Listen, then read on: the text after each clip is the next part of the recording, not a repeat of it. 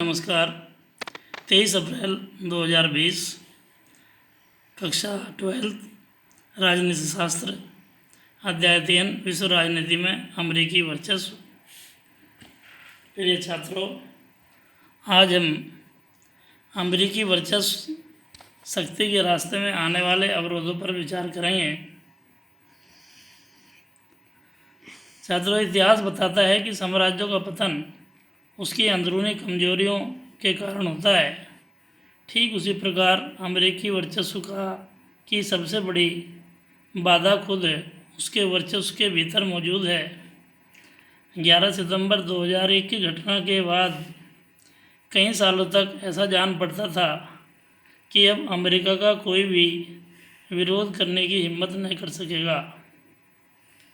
9/11 की प्रत्युत्तर अर्थात आक्रमणकारियों के प्रति जवाबी कार्रवाई के कारण अमेरिका का वर्चस्व पुनः फिर से विश्व के सामने दिखाई देने लगा था, परंतु फिर भी धीरे धीरे अंदर ही अंदर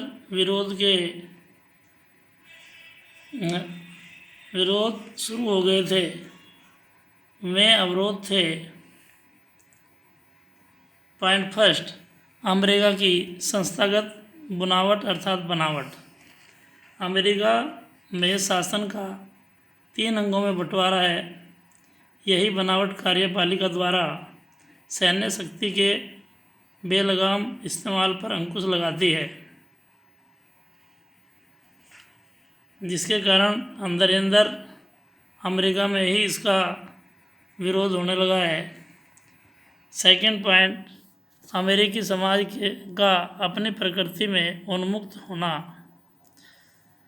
अवरोध की दूसरी शक्ति भी अंदरूनी ही है।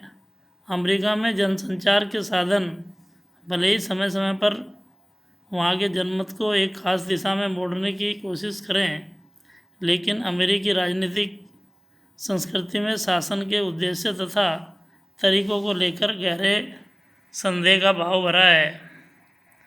अमेरिका के विदेशी सैन्य अभियानों पर अंकुश रखने में यह बात बड़ी कारगर भूमिका निभाती है, और अमेरिका समाज के लोग बड़े उन्मत्त स्वभाव के होते हैं, इसलिए वे अपने कार्यों में किसी का विरोध सहन करना नहीं चाहते। यह भी इसकी एक बहुत बड़ी भूमिका है। पॉइंट नंबर 3, अमेरिकी वर्चस्व की शक्ति में तीसरा व्यवधान है नाटो, उत्तर अटलांटिक ट्रीटी ऑर्गेनाइजेशन।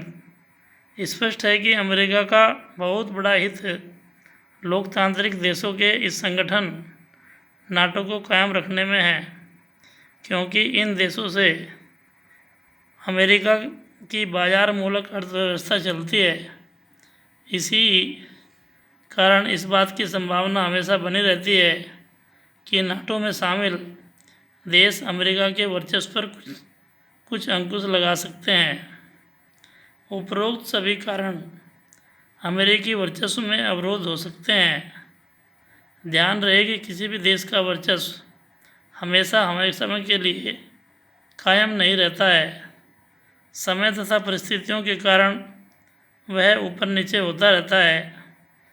जैसे यूरोप की राजनीति में 1660 से 1713 तक प्रथम बार वर्चस्व फ्रांस का था। सेकंड, ब्रिटेन का समुद्री मार्ग के कारण 1860 से 1910 तक वर्चस्व बना रहा। 1713 तक इंग्लैंड, हैबसबर्ग, ऑस्ट्रिया और रूस फ्रांस की ताकत को चुनौती देने लगे। ठीक उसी प्रकार 1910 में जापान तथा अमेरिका अजय माने जाने वाले ब्रिटेन को चुनौती देने लगे थे। ठीक इसी प्रकार आने वाले 20 वर्षों में हो सकता है कोई महाशक्ति या शक्तिशाली देशों का गठबंधन अमेरिका को भी चुनौती देने के लिए खड़ा हो जाए। धीरे धीरे अमेरिका की शक्ति घटती जा रही है।